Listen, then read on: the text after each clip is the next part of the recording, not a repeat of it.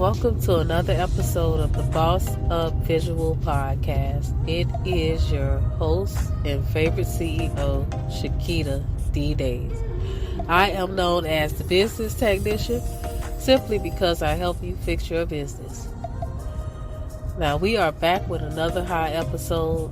I wanted to come to you guys to talk a little bit about life. The obstacles that we face, the everyday struggles that we face to keep going, because we are strong people. People kind of underestimate that we sometimes need the rest too. We sometimes need the help too. We sometimes need people to lift us up as well. Because what happens is you continue to work so hard and do the things you do every day, and you just get stuff piled on top of you and piled on top of you until you're burned out. When burnout happens, then you get frustrated, you're tired. Now you gotta reset and take a break. That's why it's so great to have that support system, that support team, somebody that's gonna be there to be your backup plan, basically. That person that's gonna be your plan B when you need that person to step in, because we all are human. We all get tired. So we have to compromise with each other so that we can make sure that everybody's comfortable on this journey that's in this circle. And I also told you guys that I was going to talk to you a little bit about relationships. That show is coming, where we're going to talk about, acceptance. And do you have to be that woman or that male that has to always be dressed up, always have makeup on, always look good, always smell good, for your mate? Do you ever get that time to just sit down and relax, sit down and be yourself? Take your shoes off, let your hair down, take your wig off, whatever it may be. Are you able to be yourself when you want to be yourself at home? And that's the most important part, because if a person can accept you for who you are outside of all the worldly things, then you know that this person truly loves you from the bottom of their heart, because they love you with all your flaws, regardless of what. You don't have to be this made up person for them every day in order for them to accept you or like you. Because I know for me, being a woman, I'm going to go home and kick off my shoes, lay back, be relaxed, take off my wig, do whatever I got to do to be comfortable, because I want to be able to do that. That's my sanity outside of me doing everything else, outside of me helping people, outside of me running a business, outside of me taking care of my kids, outside of me taking care of my husband, outside of me running around taking care of my home, making sure we got what we need. That's the sanity of being able to come home and relax, be yourself and lay back, and not have to put on this show that we put on daily, right? Because we know that life happens. We keep going and going, we get sick, and it's like, where's that sanity? Where's that sanity? That sanity lies within. That sanity lies at home, within the comfort of your home. That's why it's so important for your home to be comfortable while you're doing anything, while you're working your career, while you're taking care of your kids, while you're working your business, whatever it may be. But we have to learn to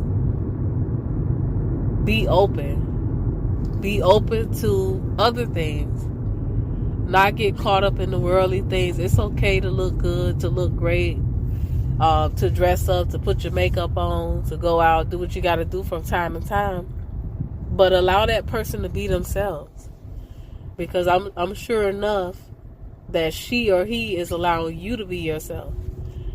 And we hold people to these high standards because we want to see ourselves in them, or we want to see somebody else that we've never seen before. But when you're holding people to these high standards, you have to hold yourself accountable as well to the standards that you want this woman or this man to be for you. So what I'm saying is, when you're on a relationship or you're in a marriage or whatever, you should be able to be yourself at all times. And if you feel like you can't be comfortable, you can't be yourself around that person, then that's not the person for you. That's not the person. That's not your soulmate. Okay? So that's it. I just wanted to come to you guys really quick. We're going to have a hot episode, Caregivers Weekly episode from Amazin Tate. She had a guest too as well. She did an awesome interview that you guys are going to hear shortly. So without further ado, we're going to go ahead and bring on the #1 caregivers coach in the country, Amazin Tate. Take it away. Hello, everyone. It's your favorite Christian caregiver coach, Angela Amazing, and we're here with another caregiver segment. But today, I have a treat for you guys. I have a special guest, and I'm going to let her introduce herself. She has been in the caregiver industry for years, and she works very hard. And I thought, you know what? Getting some insight from the other side of someone who actually has been doing this for a career, a profession, as well as probably in their personal life, it brings a lot of value. So I thought today would be a great day. I hope you guys are having an amazing weekend. If you are here for the first time, then welcome. I am your caregiver coach, certified life coach, visionary specialist, Angela Amazing. And you can find me at www.coachamazing.com. You can also find me on Instagram at I am Coach Amazing, Twitter as well, I am Coach Amazing, and Facebook as the Caregiver Coach. So listen, guys, I am here for it today. Let's talk about it. I am going to introduce you guys to one of my favorite friends, co-workers. We actually work at Belmont residential living place together, and it's great. It's great meeting people in the industry, meeting people that you like, meeting people that want to care and share for others. It's a passion, and it's a gift from God. So without further ado, I want to introduce Miss Grace. How are you, Grace? Good morning. So listen, I'm not going to take up a lot of your time. I know you're on your break. You're busy, but thank you for being here for this interview today. So listen, tell the audience, how long have you been in the caregiver industry? Yeah, I've been a caregiver for 3 years, and it's been awesome because I think that is my field. And before you want to be a caregiver, you have to have a passion for it, because it's not a job for just getting the money. It's a job that you have to be like attached to your resident. So when you care for them as if you're caring for your parents. Yes. And that's only how it can work, because it's when you're thinking about the salary range, you're not going to get it, because a lot of things, a lot of up and down is going to happen. Like when you think like some of the residents will cuss you out, how do you react about it? You have to react about it with love. Yes. Because most of them don't know what they're doing. And when you do that often, if you don't have patience, you can be a caregiver. You have to be patient. You have to be loving. You have to have passion. I agree. You have to totally be very, very, very careful with people's emotions. Yes. Because most of them are down. They don't like the way you help them to comb their hair. Some of them don't like the way you dress them up. They want to do things themselves. But what do? We have to encourage them. Yes. And it's just like you said, like Grace just said, it's just like taking care of your parents. Yes. So how would you take care of your parents, or how would you want somebody to take care of your parents? Not just the money. That's a big deal. And then we have our own families. So just to be able to be strong enough to come in, and you have days where, because they're dementia, Alzheimer's, Parkinson's, all of these things, their health are failing. They used to be independent, but now they're not. They used to own companies and businesses, and now while they're waiting for someone to come in, assist them in changing them, they're furious, they're frustrated, they're angry, and sometimes they take it out on us. And so, we have to be careful, because then we have to go home and make sure that doesn't spill over in our own family plate. So Grace, I know you have kids. How do you balance? Because I know you do the morning shift. How do you balance with this and taking care of your kids? Because you have small kids. Am I right? Yep. My daughter is 11 and my son is 4. It's a bit challenging, but the morning shift is, let me say, heavy. Yes. Because I have to wake up like 5 a.m. to get my kids ready for school. It's a bit challenging, but because it's something that I've made up my mind, and this is my field. So, and to balance the family, I have to do morning shift just for my kids. Got you. And I think I have a lot of up and down on it, but at the same time, God has been great, and God has been wonderful, and we're pulling it, we're doing it. Amen. Like when I'm coming to work, I have to make sure my kids are okay. I balance their meals. It's a bit challenging, but we're getting there. Well, I am glad. I know myself. I have a special need adult son. I know a lot of you all hear that all the time. I talk about my adult son, how it takes a lot to balance him as well as my own self. In the middle of what I do. So I'm not just a life coach for caregivers. I am an author. I am a speaker. I also do ministry work and building my ministry, giving back. It's a lot. And I do it because it takes a village. Exactly. And I love the fact that anytime I work with Grace or see Grace, she's always upbeat. She's always willing to help out. What do you need? She's so giving. So, this is an industry where sometimes we give more than we receive. And it seems like you're not getting enough back. But when you do it from your heart, it works. It works because God is the one that will make sure that you get the balance for it. My favorite scripture is Philippians 4:13. You can do all things through Christ, which strengthens you. You hear me say that a lot because I have to ask God to give me strength to do a lot of things that I do. And I could not do them without having God in my life. So Grace, the last question I'm going to ask you, if you could do anything in this industry, because I know you do multiple residents. I know a lot of people do private sitting, which is like the one-on-ones. And then sometimes you just get burnt out, period. But if you could do anything with this industry, what would you want to see happen for you to make you say, I'm going to do this another 10 years? Like, let me rephrase the question. If you were going to be in this business another 10 years, what would it take today for you to say, I can stay and do this another 10 years? And I know you do it because of your kids. You like it. It's something to, stay in your industry. But what would make it a smoother transition for you? Would it be private? Would it be a shift that you like? Would it be, I know you can further level yourself up. Some people are med tech. Some people go through different stages of being the nurse, the RN. I don't know, because I'm just a pal.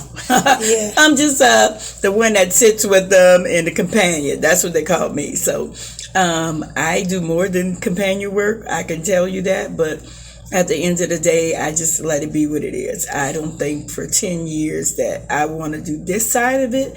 I literally am getting ready to start a caregiver magazine, interviewing, talking to people, and just helping you breathe and get that balance between work life and your own personal life, so that you can self-care and manage for yourself while caring for and sharing for others is where I want to be. So where do you see yourself in the next 10 years? That's a good question, this job, I want to be advanced. Okay.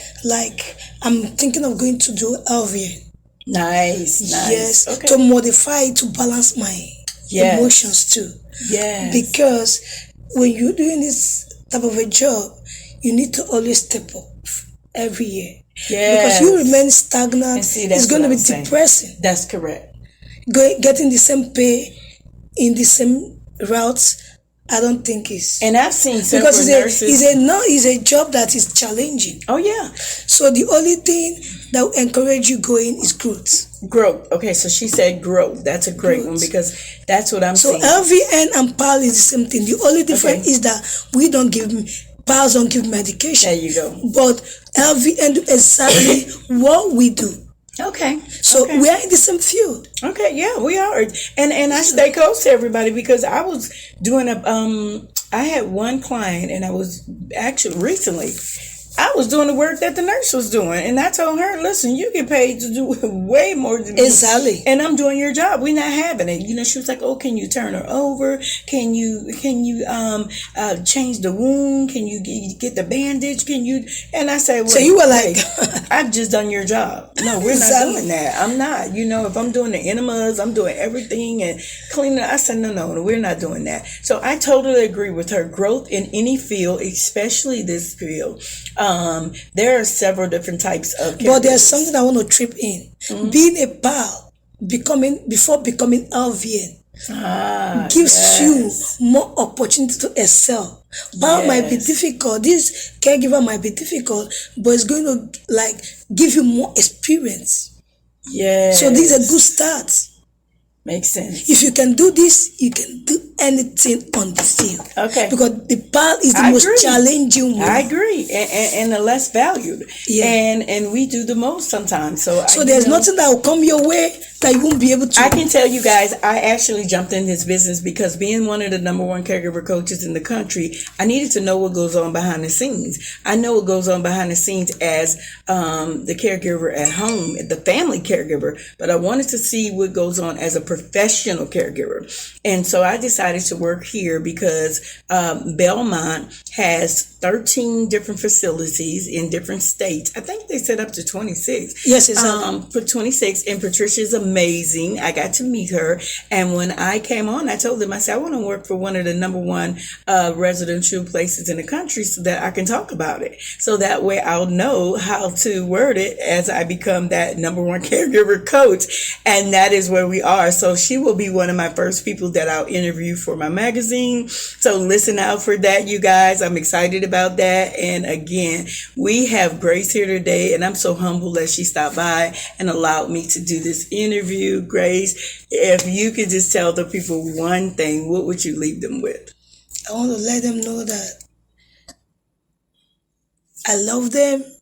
Aww. And I want them to keep praying for us. It's a job that is a challenging job. Wow. You need to be emotionally fitted to do this. Wow.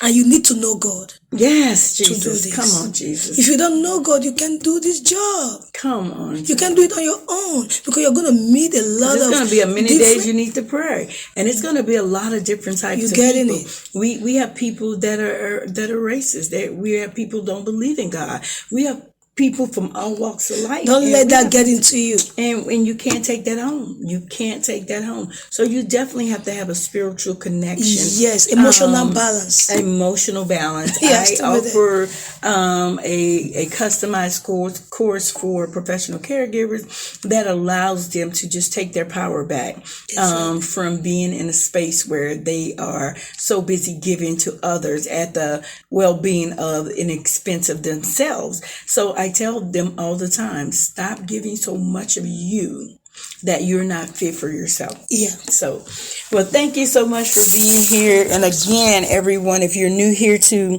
my caregiver segment, I want to say thank you for being here. You can find me and email me at amazingcaregivercircles@gmail.com and let me know your comments. We're excited. We are just finishing up another quarter. We're about to go into the third quarter.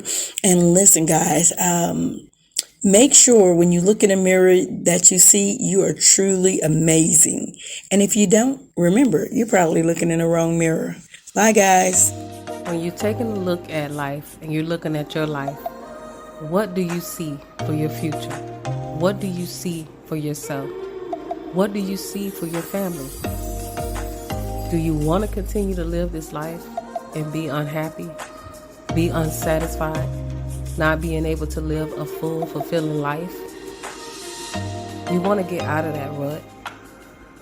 You have to get up and do something new. Do something different. Do something meaningful. Something that's going to be valuable to your life, valuable to your growth. And the only way for you to do that is to get up and boss up. Boss up, raise your standards. Raise your standards for yourself. Raise your standards for your life. You are enough. You're capable. And the only way for you to move into a different space, we have to get the knowledge that's necessary to move into those spaces. So don't be afraid to raise your standards. Don't be afraid to better your life. Don't let people tell you that, it's not possible. You're doing this for nothing. You're doing this for you. So whatever you desire to have for you, yourself, and your family, and the life that you desire to live, take action. Take action today. So thank you guys for joining us with another Boss Up Visual podcast show. We'll see you guys on the next episode. Stay bossed up.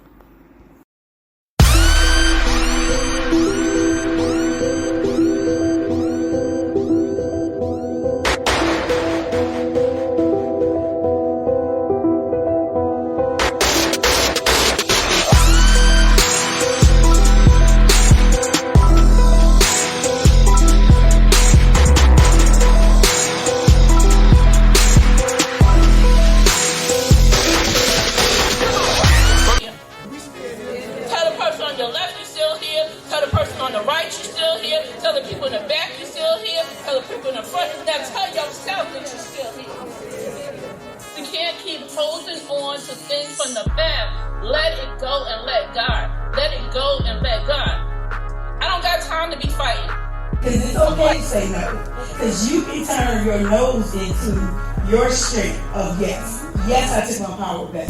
It takes a village. It takes a team. So when I said I'm switching it up, I want everybody to leave here today buying something from somebody.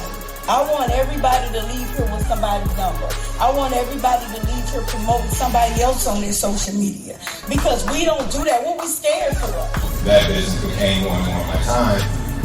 But I also had to tend to my other businesses. So with this Boss Up conference, it really made me want to share my kind of experience and kind of things I do. Because I feel like everybody has a boss inside of them. Everybody can figure out how to get to the next level. I'm so overwhelmed to be here today. I mean, this is what I live. This is what I live. I live positive, progressive people. You can't try to change other people if you're not willing to change yourself. Amen. So here are a few ways to work towards change. So I had to come up with a strategy, and he told you that this relationship is built on prayer. I'm telling you, when we got together, I was 19, he was 17, so it's like we grew up together, right? Keen enough to understand, to pay attention to those moments, to see that he was changing, right? But only because I was changing. Student loan, then the interest rate is so high. So I told Angela, I said, I want to give back to our community. I want to show people how to buy and sell real estate with no money down. I have a mentor that coached me named Don Jacob. He'll coach me how to buy real estate. The house I'm living in, you guys, I live in 6-bedroom, 3-bedroom, and an acre of land. And you know what? Guess how much money I put down? $20. Why this happened? Because, a couple of years ago, 2008, I lost my son in a shootout. So, this is a situation of life being, in the street, running the street, and to be here today is a whole breakthrough for me. Coming out. Like he said, our mission started back in 2008 when we lost our 10-month-old son to gun violence, senselessly. So, we wanted to present to you today the Think Before You Act campaign, the sign that you see here in front of the podium, because a lot of violence is going on today where there's roadway rage, people getting shot and killed, people just not thinking, but they're just living in the moment and they're making mistakes. Hello, how y'all doing? Y'all alright? Sound good? God's good?